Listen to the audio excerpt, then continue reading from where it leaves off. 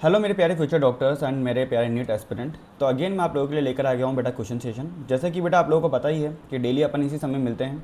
ठीक है, मतलब कि आपके लिए मैं डेली 15 क्वेश्चंस का एमसीक्यू सीरीज़ लेके आता हूँ। अब तक बेटा हम क्या करा चुके हैं, अब तक मैं 2018 से लेकर के 2026 तक का पूरे पेपर मैं आप लोगों को नीट के सॉल्व करवा चुका हूँ। अगर आप चाहो तो प्लेलिस्ट देख सकते हो, प्लेलिस्ट के अंदर पूरा का पूरा डिटेल में आपको एक्सप्लेनेशन मिल जाएंगे।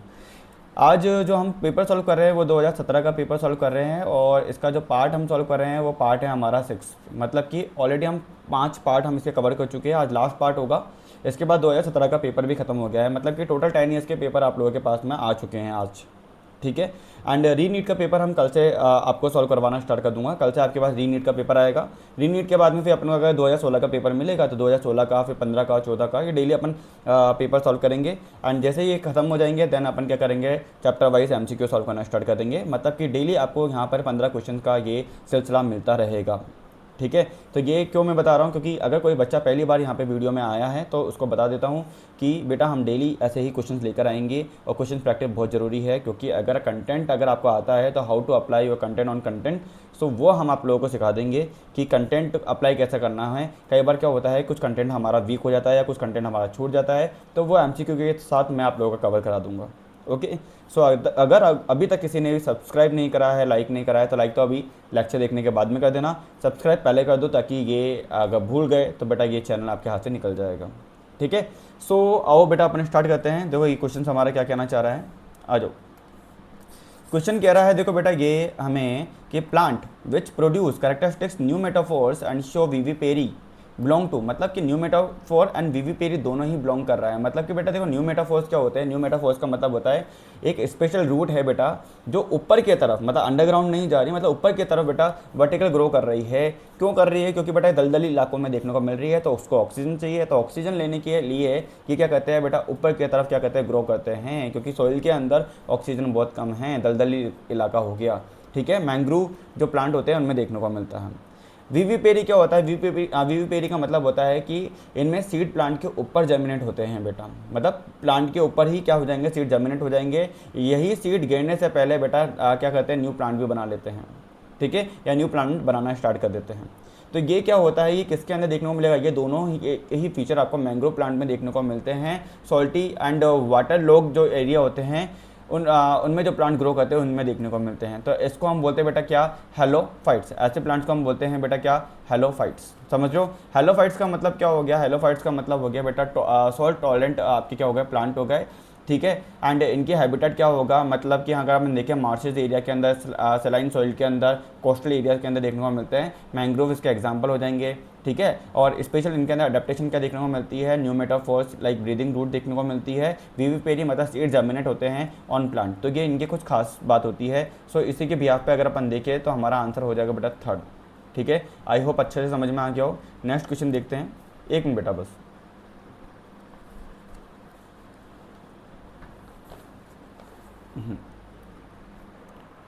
सो नेक्स्ट क्वेश्चन देखते हैं बेटा। देखो यहाँ पे नेक्स्ट क्वेश्चन भी बहुत अच्छा क्वेश्चन है आपका।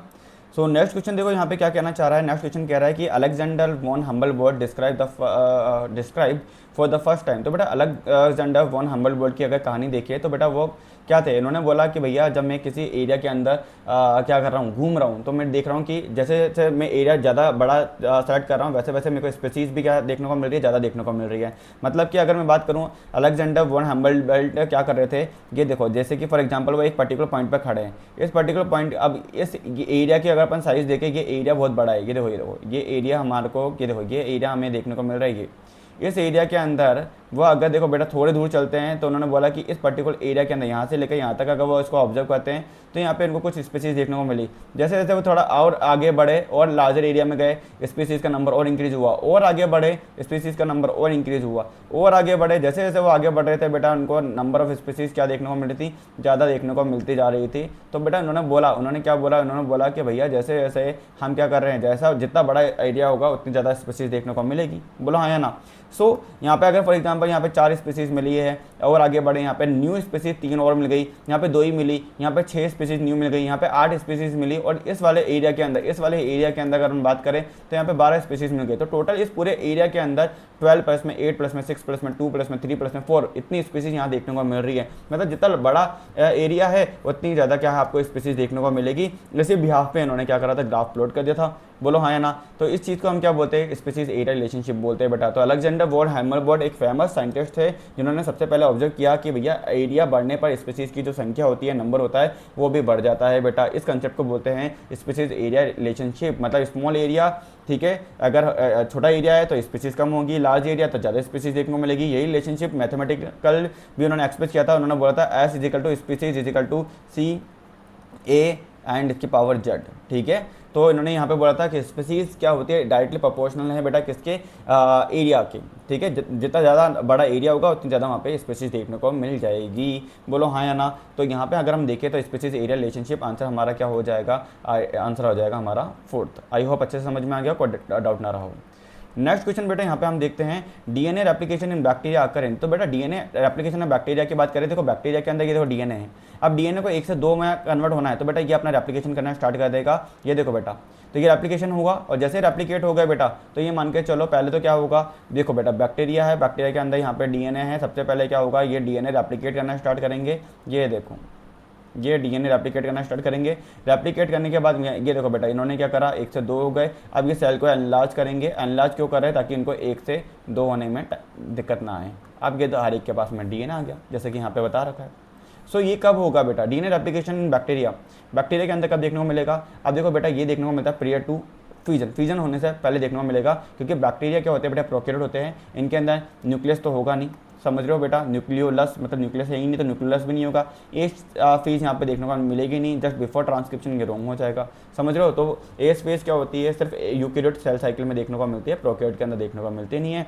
इसलिए बैक्टीरिया में जो डीएनए रेप्लिकेशन होता है सेल डिवीजन मतलब बाइनरी फ्यूजन से जस्ट पहले होता है, ताकि सेल जब डिवाइड हो तो दोनों डॉटर सेल को इक्वली अमाउंट के अंदर डीएनए मिल पाए। दैट्स वाई बेटा हम बोलेंगे, ठीक है। यहाँ पे आंसर हो जाएगा बेटा हमारा 4th। नेक्स्ट क्वेश्चन देखते हैं, MALT malt constitute about percentage of the lymphoid tissue in human body. बहुत ही अच्छा क्वेश्चन है बेटा। व्हाट इज माल्ट, माल्ट क्या होता है बेटा, माल्ट होता है म्यूकोसा एसोसिएटेड लिम्फोइड टिश्यू। मैं लिख देता हूँ mucosa associated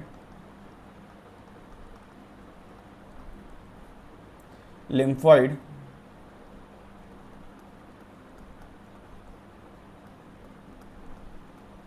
tissue, MALT malt. अब देखो बेटा इन्होंने बोला है कि माल्ट क्या है, कंस्टिट्यूट करता है अबाउट कितने परसेंटेज लिम्फोइड टिश्यू का। सो माल्ट क्या होगा बेटा, बॉडी का एक इंपॉर्टेंट इम्यून सिस्टम होता है। ये मेनली मिलता है बेटा क्या, मतलब ये क्या है इसके अंदर, मतलब हम बोलेंगे यहाँ पे डाइजेस्टिव ट्रैक्ट GIT, हम बोल सकते हैं यहाँ पे respiratory tract and urogenital tract, मतलब ये मेनली मिलता है बेटा ये, ठीक है, इन 3 चीज़ में।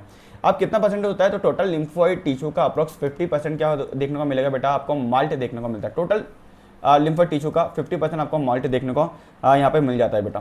अब कैसे बेटा, कंसेप्ट को समझो थोड़ा बहुत कि कैसे मिलता है। तो माल्ट के अंदर क्या देखने को मिलता है, माल्ट के अंदर आपको देखने को मिलता है GALT गाल्ट, ठीक है, मैं लिख देता हूँ G। इसके अंदर आपको क्या देखने को मिलेगा, GALT। व्हाट इज GALT, तो हम बोलेंगे गट एसोसिएटेड लिम्फोइड टिश्यू। और इसके अंदर और क्या देखने को मिलेगा, बाल्ट। अब आप सोच रहे होंगे सर ये क्या है, BALT। बाल्ट होता है बेटा ब्रोंकस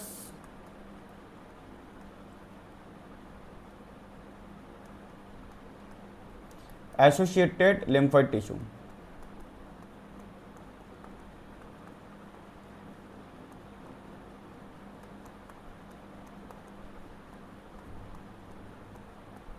तो ये दोनों बेटा आपको इसके अंदर देखने को मिलता है। माइल्ड के अंदर क्या देखने को मिलेगा बेटा, गट एसोसिएटेड लिम्फोइड टिश्यू देखने को मिलेंगे, ठीक है, पेयर स्पीचेस एंड आपको BALT bronchus associated lymphoid tissue देखने को मिलेंगे। ये डायरेक्टली बेटा पैथोजन से फाइट करते हैं जो बॉडी में एंटर म्यूकोसल सरफेस से करते हैं बेटा, समझ रहे हो मेरी बात को। तो यहाँ पे हम बोल सकते हैं कि बेटा ये जो माल्ट होगा ये half of the immunity guard हम बोल सकते हैं, मतलब कि 50% ये देखने को मिल जाता है।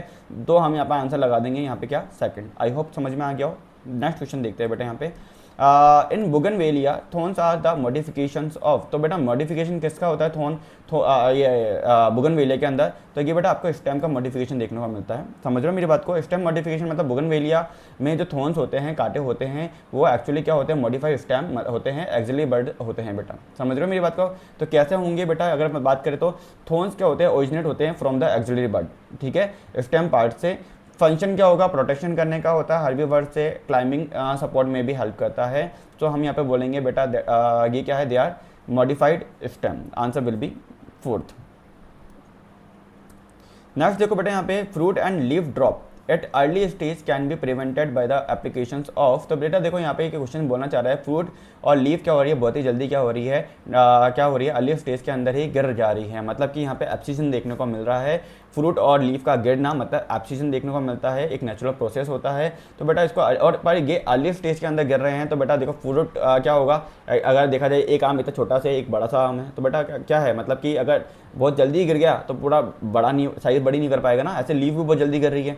तो बेटा इसको कंट्रोल करने के लिए हम किसको यूज में लेते हैं, ऑक्सीजन को यूज में लेते हैं बेटा। ऑक्सीजन मतलब इंडोल एसिटिक एसिड IAA को हम क्या करते हैं, प्लांट के ऊपर स्प्रे करते हैं। ये क्या करता है, जो ऑक्सीजन जोन है जो उसको क्या करता है बेटा, इसके वजह से क्या हो जाते हैं, इनएक्टिव हो जाएंगे। इनएक्टिव होने के बाद क्या होता है, फ्रूट और लीफ क्या होता है, प्लांट के ऊपर बने रहते हैं, लॉन्ग टाइम तक बने रहेंगे, ठीक है। तो ऑक्सीजन क्या है, A for oxygen and A for oxygen को डिले करता है। समझ रहे हो मेरी बात को, इसलिए एग्रीकल्चर में बेटा यूज होता है फ्रूट ड्रॉप प्रिवेंट करने के लिए। सो यहाँ पे आंसर हो जाएगा बेटा हमारा क्या, फोर्थ हो जाएगा। समझ रहे हो, जिब्रेलिक एसिड आपका अगर आपने देखेंगे स्टेम एलोंगेशन के लिए होता है, साइटोकाइनिन सेल डिवीजन के लिए होता है, इथाइलिन फ्रूट ड्रॉप को प्रमोट करता है ताकि जल्दी से क्या हो जाए, एजिंग हो जाए एंड वो क्या करे, ड्रॉप होना स्टार्ट कर दो, ठीक है, राइपिंग, फ्रूट राइपिंग हो जाए एंड क्या हो, मतलब फ्रूट जल्दी पक जाए एंड वो जल्दी से फिर गिर जाए, ठीक है। ये काम होता है इथाइलिन का, और ऑक्सीजन क्या करेगा, अपोजिट काम करेगा, ठीक है। सो आंसर यहाँ पे हो जाएगा हमारा क्या, फोर्थ।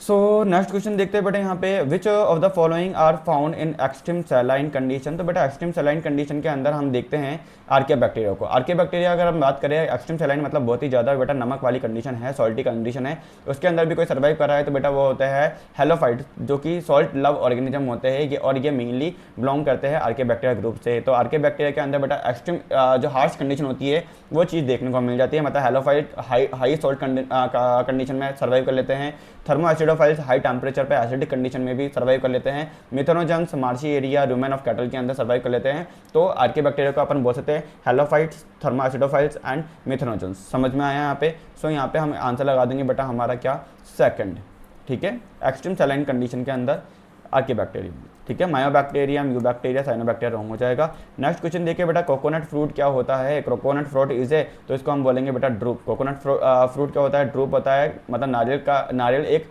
ड्रूप टाइप का फ्रूट होता है बेटा, ठीक है। कोकोनट में 3 लेयर होती है, 3 लेयर मतलब कि एक्सोकार्प, मेसोकार्प और एंडोकार्प, 3 लेयर देखने को मिलेगी। एक्सोकार्प आपका आउटर ग्रीन लेयर हो सकती है, एंड मेसोकार्प आपकी फाइब्रस जो हस्क होता है, कोयर होता है, उसको बोलते हैं। एंडोकार्प मतलब आपका जो हार्ड शेल होता है, अंदर वाला वाइट एडिबल पार्ट, उसको हम बोलते हैं। तो एक टिपिकल ड्रूप फ्रूट स्ट्रक्चर है, जैसे कि मैंगो है, पीच है, ठीक है। सो हम आंसर लगा सकते हैं यहाँ पे 83 का सेकंड।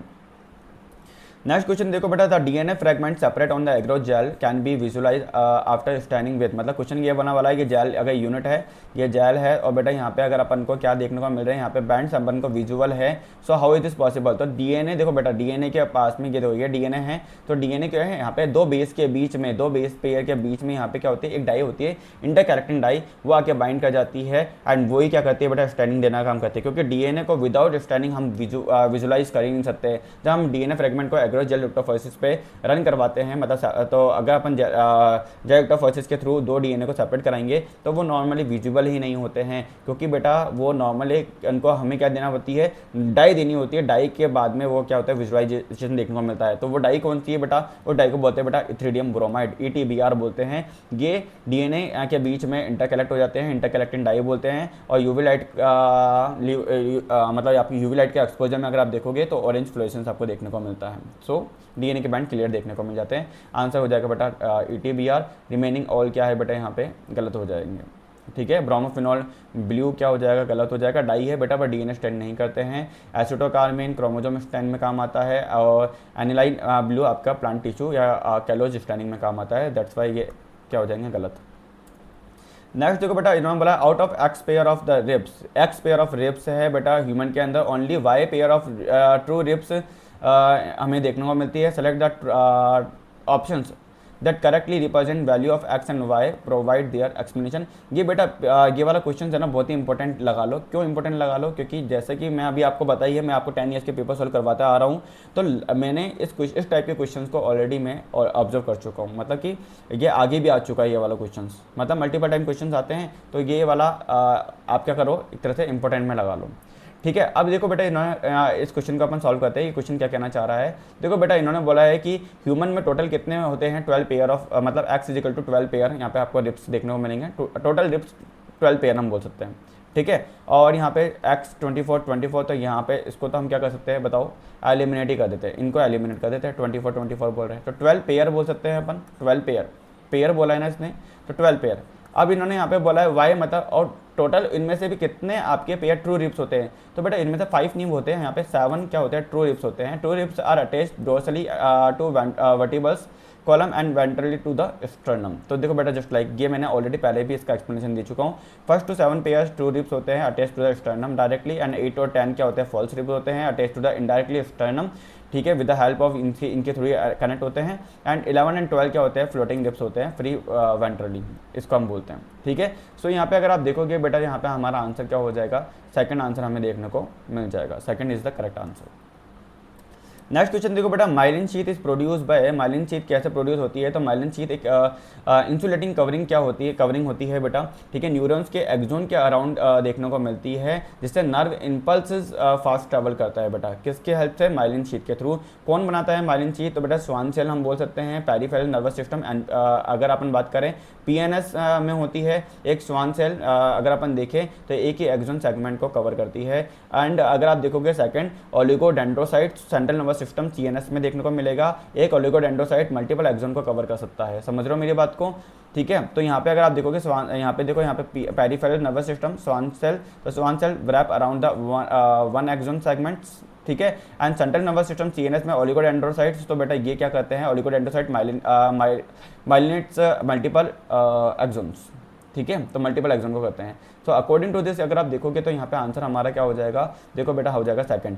ठीक है, ये हमारा गलत हो जाएगा, ये गलत है, ये गलत है, यहाँ पे आ जाएगा Schwann cell and oligodendrocytes.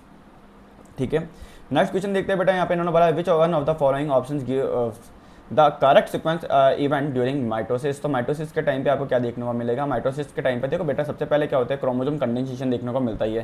Condensation यहाँ पे देखने को मिला, यहाँ देखने को मिला, यहाँ देखने को मिला, यहाँ देखने को मिला है। तो अगर अपन देखें यहाँ पे क्रोमोसोम नहीं, सॉरी हम बोलें क्रोमेटिन कंडेंसेशन, क्रोमेटिन कंडेंसेशन होंगे तभी तो क्रोमोसोम बनेंगे। तो सबसे पहले आपको यहाँ पे क्या होगा, कंडेंसेशन देखने को मिलेगा। प्रोफेज के अंदर क्रोमेटिन क्या होते हैं, क्रोमोसोम के फॉर्म में आ जाते हैं, क्योंकि क्रोमेटिन क्या होती है, लूज स्ट्रक्चर होती है, लूज स्ट्रक्चर होती है। क्रोमोसोम्स कैसे देखने को मिलते हैं, ये क्रोमेटिन है आपकी, एंड क्रोमोसोम्स आपके क्या होते हैं, ये देखो ये आपके कंडेंस होते हैं, जहाँ पे आपके ये डीएनए क्या हो गए, पैक्ड हो गए। ये क्रोमेटिन क्या हो गए बेटा, यहाँ पे ये पैक्ड देखने को मिले। समझ रहे हो मेरी बात को? ऐसे सो क्रोमेटिन कंडेंसेशन आपको देखने को मिलेगा बेटा कहाँ पे, प्रोफेज के अंदर। फिर आपके क्या होता है, न्यूक्लियर मेम्ब्रेन डिसअसेंबली हो जाती है, लेट प्रोफेज बोल दो या प्रो मेटाफेज के अंदर बात करो। तो न्यूक्लियर मेम्ब्रेन के अगर आप देखोगे डिसअसेंबली, यहाँ पे आपका अरेंजमेंट ऑफ इक्वेटर, इक्वेटर पे पहले कैसे आ सकते हैं, पहले न्यूक्लियर मेम्ब्रेन की डिसअसेंबली होगी, न्यूक्लियर मेम्ब्रेन डिसअसेंबली होगी, क्रॉसिंग ओवर तो बात की बात है।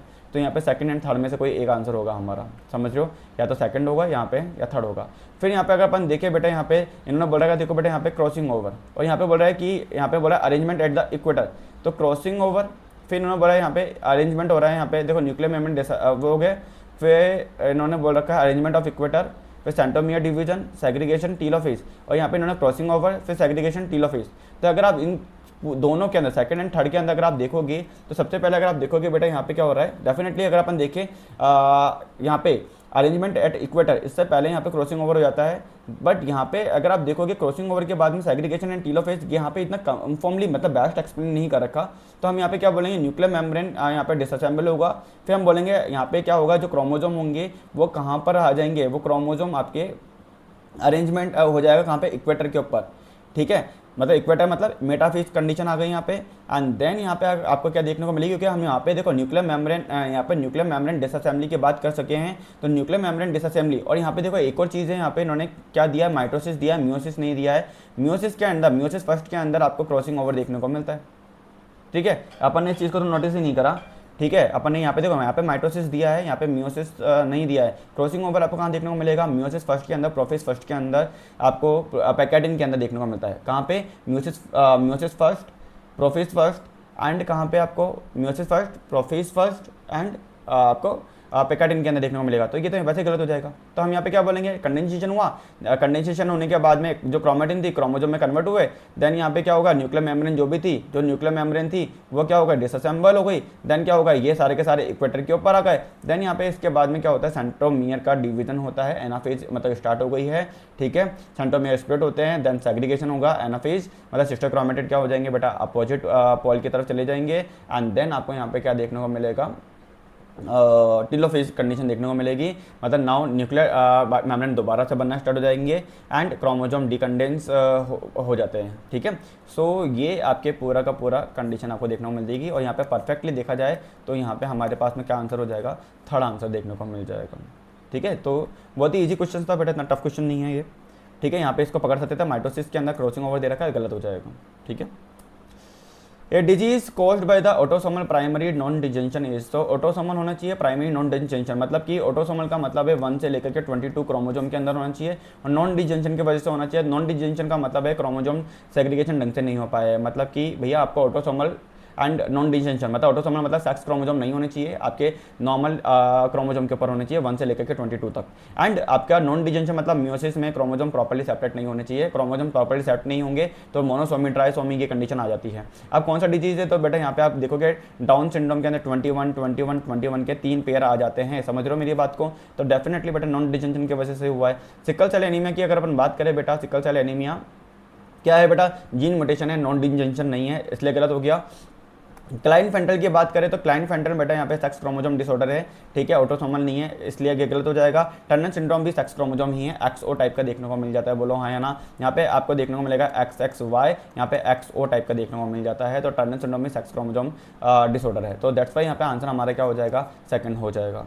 नेक्स्ट क्वेश्चन देखते हैं यहाँ पे, which cell is crypt of Lieberkuhn secrete anti bacterial lysozyme, तो बेटा यहाँ पे इनमें से कौन सी जो सेल है जो कि आपकी क्या सीक्रेट करिए? Anti bacterial lysozyme. तो क्रिप्ट ऑफ लीबरक्यूहन में डिफरेंट टाइप के सेल्स देखने को मिलते हैं बेटा। अब कौन सी सेल है जो लाइसोजाइम सीक्रेट करते हैं? तो बेटा यहाँ पे होता है पिनिथ सेल। ठीक है, ये जो पैनिथ सेल होती है ये एंटी बैक्टीरियल एंजाइम मतलब कि लाइसोजाइम सीक्रेट करते हैं बेटा। फंक्शन क्या होता है इसका? अगर आप देखोगे तो बैक्टीरिया को डिस्ट्रॉय करता है, इनेट इम्यूनिटी, एंड लोकेशन क्या होगा? क्रिप्ट के पास, क्रिप्ट के बेस पर होंगे बेटा ये। ठीक है, तो बाकी सारे क्या हो जाएंगे? यहाँ पे गलत हो जाएंगे। कुपर जो सेल होती है, कुपर सेल लीवर में मैक्रोफेज होते हैं, तो ये गलत हो गया। देन आर्जिटेफिन सेल्स जो हो गई बेटा, ये हार्मोन मतलब सेरोटोनिन सीक्रेट करते हैं, तो ये भी नहीं होगा। जाइमोजन सेल्स की बात करें तो बेटा स्टोमच में डाइजेस्टिव एंजाइम हो गए, पैप्सिनोजन, तो ये गलत हो जाएगा। Answer will be Paneth cell आपको देखने को मिल जाएगा। ठीक है, सो नेक्स्ट क्वेश्चन यहाँ पे देखते हैं बेटा, 89 का हो जाएगा थर्ड लास्ट क्वेश्चन है इस पेपर का। Which one of the following is related to ex situ conservation of threatened animal and plant, तो इनमें से कौन सा है जो एक्स2 कंजर्वेशन की बात की जा रही है? एक्स2 का मतलब क्या होता है? एक्स2 कंजर्वेशन का मतलब होता है बेटा कि ऑर्गेनिज्म को उनके नेचुरल हैबिटेट से बाहर निकाल कर प्रोटेक्ट करना। ठीक है, तो एक्स2 मतलब कि जो आपका जू हो गया, आपका बॉटनिकल गार्डन हो गया, आपका सीड बैंक हो गया, वाइल्ड लाइफ सफारी पार्क हो गया, समझ रहे हो मेरी बात को? वाइल्ड लाइफ सफारी पार्क हो गया, ये सब देखने को मिलेंगे। Himalayan region biodiversity hot spot and Amazon desert rain forest, ये बेटा नेचुरल हैबिटेट हो गए। ठीक है, इन सिटू कंजर्वेशन है बेटा ये। ठीक है, सो यहाँ पे ये सारे के सारे क्या हो जाएंगे? गलत हो जाएंगे। आंसर विल बी सेकंड यहाँ हमें देखने को मिल जाएगा। इसी के साथ में बेटा आज हमारा आज का ये वाला पेपर भी क्या हुआ? समाप्त हुआ। आज हमने ये वाला पेपर भी कंप्लीट कर लिया है। आई होप आपको ये पेपर अच्छे से समझ में आ गया हो, कोई डाउट ना रहा हो। इनकेस फिर भी कोई डाउट है तो बिल्कुल घबराओ मत, शर्माओ मत, आपका दीपेश भैया आपके साथ में है ही। ठीक है, आपका सर, आपका दोस्त, आपका भाई आपके साथ में है। आप कमेंट बॉक्स में लिख के बता सकते हो, आप मेरे को मैसेज भी कर सकते हो। ठीक है, नंबर आपको बताइए, हर एक थंबनेल के ऊपर, हर एक डिस्क्रिप्शन के अंदर मेरे नंबर होते हैं। आप मेरे को कोई सा भी क्वेश्चन अगर आपको दिक्कत आ रही है समझने में, मुझे मैसेज कर सकते हो। ठीक है, मैं आप लोगों को एक नीट का ग्रुप बना रखा है मैंने, उसमें भी ऐड कर दूंगा। नीट लाइफ साइंस कॉन्सेप्ट नाम से भी टेलीग्राम पे भी ग्रुप है, वहाँ पे भी ऐड हो सकते हो, वहाँ पे भी मैसेज भेज कर सकते हो, क्वेश्चन भेज सकते हो। और व्हाट्सएप पे भी कनेक्ट हो सकते हो। व्हाट्सएप पे मैं हैंड टू हैंड देखता रहता हूँ, तो व्हाट्सएप पे जल्दी मैं आपका आंसर दे दूंगा as compare to Telegram. Telegram में बहुत कम देखता हूँ, ठीक है। तो आप यहाँ पे भी मेरे से कनेक्ट हो सकते हो, व्हाट्सएप से कनेक्ट हो जाओ। यहाँ पे कोई फीस नहीं है, सब कुछ फ्री ऑफ कॉस्ट है, सब कुछ फ्री में है आपका, ठीक है। आपसे कोई पैसा लिया नहीं जाएगा। जिस दिन आप लोगों को बोला जाए कि फ़ीस है या आपको कुछ ऐसा बोला जाए तो ग्रुप लेफ्ट कर देना, कोई दिक्कत की बात नहीं है, ठीक है। सब कुछ आपके ऊपर ही है, मैं आपको ग्रुप लेफ्ट करने से रोक थोड़ा ना सकता हूँ। सो अगर आप लोग चाहते हो बेटा ऐसे ही प्रैक्टिस चलते रहे, ऐसे क्वेश्चन प्रैक्टिस आपके पास डेली आता रहे, डेली ऐसे एक सेशन आते रहे 15 मिनट का, सॉरी 15 क्वेश्चन का, और वहाँ हमारे को क्या करे, हमारी नॉलेज को जज कर दे, हमारे को बता दे कि भैया कैसे तैयारी हो रही है, हमारे को कितना आता है। तो बेटा please like share and subscribe कर दो। अब लाइक कर देना, क्योंकि बेटा अब आपके क्वेश्चन सॉल्व हो गए हैं। आई थिंक आप लोगों के क्वेश्चन आप लोगों को समझ में आ गए हैं। तो अगर आपको चाहिए ऐसे ही फंटास्टिक लेक्चर और आपको चाहिए कि बेटा हमारे क्वेश्चन प्रैक्टिस ऐसे ही होते रहें, तो बेटा प्लीज़ लाइक कर देना, शेयर कर देना, सब्सक्राइब कर देना, हर उस नीडी फ्रेंड को बता देना जिसको ज़रूरत है बेटा इन लेक्चर्स की, ठीक है। क्योंकि कंटेंट बेटा पूरा मार्केट में बहुत सारा है, सब पढ़ा रहे कंटेंट कंटेंट कंटेंट। हमारा फोकस बेटा क्वेश्चन बेस्ड है, ठीक है। मेनली हम फोकस करेंगे क्वेश्चंस के ऊपर कि क्वेश्चन हम सॉल्व करें। बायोलॉजी के अंदर 350 आउट ऑफ 350 लेके आने हैं। How is this possible? Just हम इसको ऐसे फोकस कर सकते हैं कि हम बायोलॉजी के अंदर बेटा हम क्वेश्चन प्रैक्टिस पूरी करते हैं, ठीक है। मैं क्वेश्चन प्रैक्टिस कराऊंगा, मैं लेक्चर भी लूँगा, ऐसा नहीं है मैं लेक्चर नहीं लूँगा, लेक्चर भी आप लोग के आते रहेंगे, ठीक है। बट हम क्वेश्चन प्रैक्टिस पर ज़्यादा ध्यान फोकस रखते हैं, ठीक है, एंड लेक्चर पे हम डालते ही रहेंगे। तो इस साल के एंड तक बेटा हम क्या करेंगे, बायोलॉजी के अंदर 350 आउट ऑफ 350 वाली मेहनत करके देखते हैं। फ्री ऑफ कॉस्ट है, यूट्यूब पे फ्री लेक्चर जा रहे हैं आप लोगों के, ठीक है। ये आपके क्वेश्चन भी फ्री ऑफ कॉस्ट जा रहे हैं, ऐसा कुछ वो नहीं है कि आपसे फीस ली जाएगी। और अगर आपको लगता है कि कोई और क्वेश्चन मेरे को पूछना है तो बेटा व्हाट्सएप ग्रुप पे ऐड हो जाओ, ठीक है। So all the best for your preparation, bye, take care बेटा।